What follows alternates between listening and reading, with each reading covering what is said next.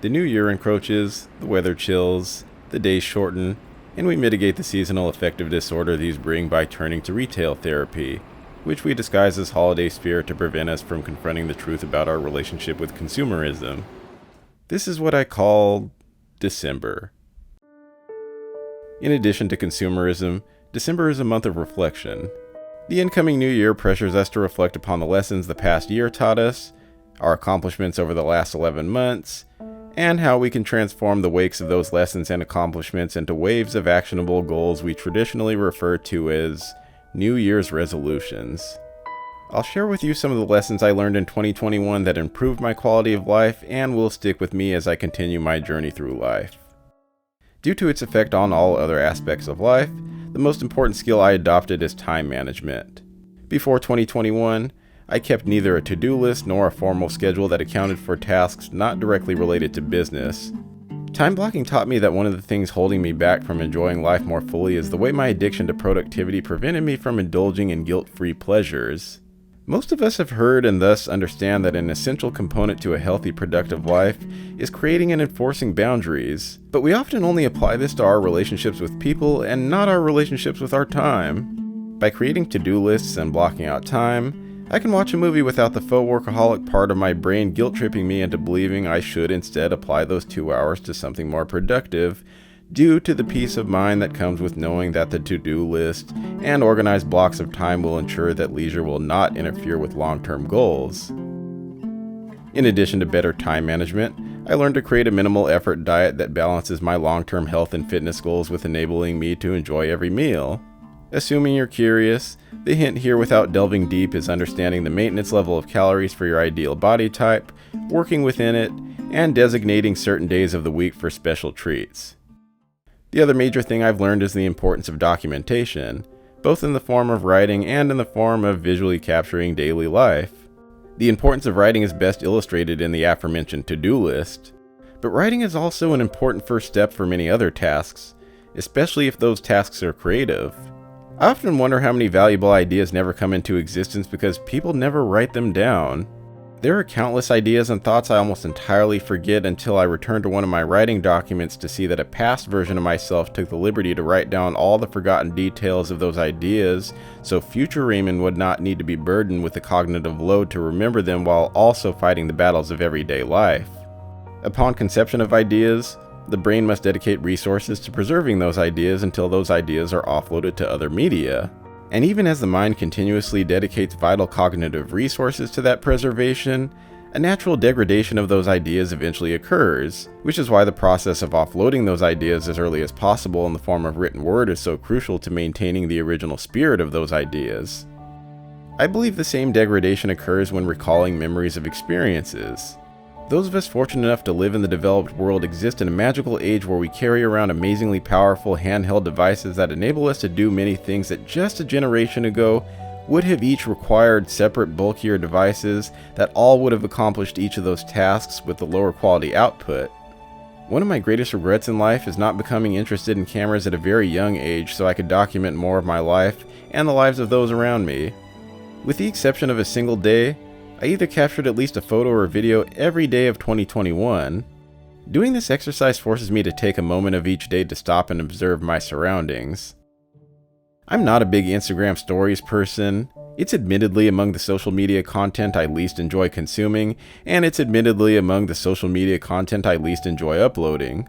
Perhaps I'm still a bit too stuck up to believe basically anyone outside of our inner circles cares enough about the mundanity of our daily lives to make it worthy of sharing, but I do believe people should continuously document their lives at least for their own benefit. As important as writing is to preserving ideas, the camera is important to preserving moments. Each year we take lessons we learned and use them collectively as a foundation to build a new set of goals based on our newly improved selves. I don't believe in reserving resolutions for the new year, but I can't knock anyone for using a new calendar year as motivation if that's truly the spark they need. However, my personal philosophy is that if it needs the spark of a future day, is it really that important to me? That is not to say I'm above setting goals for the upcoming year. Coming into this year, I had ambitious professional, creative, financial, and residential goals that were not realized. Looking back at my dating app habits in February and March of 2021, it appears that I also had one last morsel of romantic hope before completely giving up on the idea of ever experiencing this romance thing most of the rest of the world seems to have experienced. Or at least giving up on it for the foreseeable future.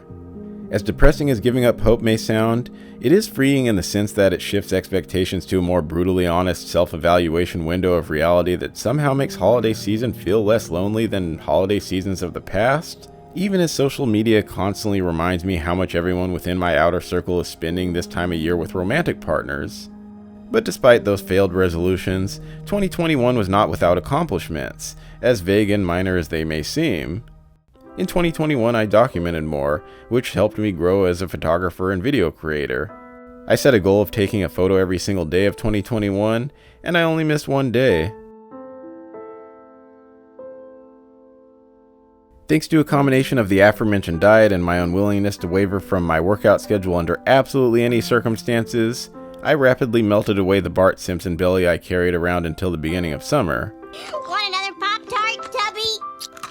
I also got out more, paying my first visits to the Golden Gate Bridge, Twin Peaks, Golden Gate Park, Kezar Stadium, the Painted Ladies, and the Chase Center.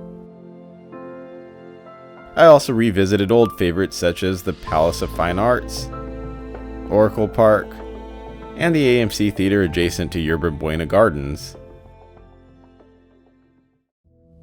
If I had to create resolutions and goals for 2022, I would approach them by splitting them up into 3 separate categories: actionable, reasonable, and reach. Actionable goals have no barrier outside of the act itself. Reasonable goals are realistically attainable but require a set of circumstances. And reach goals are unrealistically attainable and require an unlikely set of circumstances. Fortunately, both reach goals and reasonable goals can be broken down into actionable goals that serve the greater purpose of pushing you toward those respective reach or reasonable goals. For example, one of your goals for 2022 might be that you want to write a book. This would be a reach goal. This reach goal can be broken down into smaller components that are each reasonable goals, like, for example, writing a chapter of the book in a week. But writing a chapter within a given period of time is not yet actionable since you don't know exactly how long that chapter will take for you to write. So you can break down the reasonable goal of writing a chapter in a week to the actionable goal of dedicating a certain number of hours each day to writing that chapter without worrying about how far you get each session. The point is to feel yourself making progress. With that grounded approach to resolutions in mind, here are some things I'd like to experience in the upcoming year, beginning with the most realistic.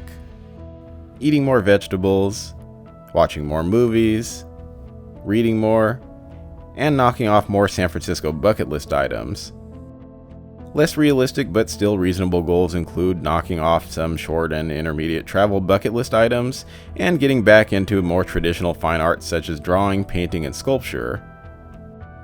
Regarding that last one, many of you are here because of my video about my days as an art student at UC Berkeley. I'd love to return to creating projects that are not just in the service of advancing my design career. And for my reach goal, I'd love to knock off one grand travel bucket list item on the scale of my 2016 trip to Paris. If you notice the conspicuous absence of social resolutions, I'm still emotionally workshopping them. As someone who values his alone time, it is a bit of a struggle to wrestle with the balance between solitude and the ways life can be enriched by connecting with others, whether it's meeting new people or reconnecting with estranged family and friends. This struggle is never more trying than during holiday season, when those of us who struggle with loneliness but also value our solitude are forced to come to terms with the reality that for us, no ideal holiday season exists. After all, the holiday season is inescapable. People decorate their homes and share them online.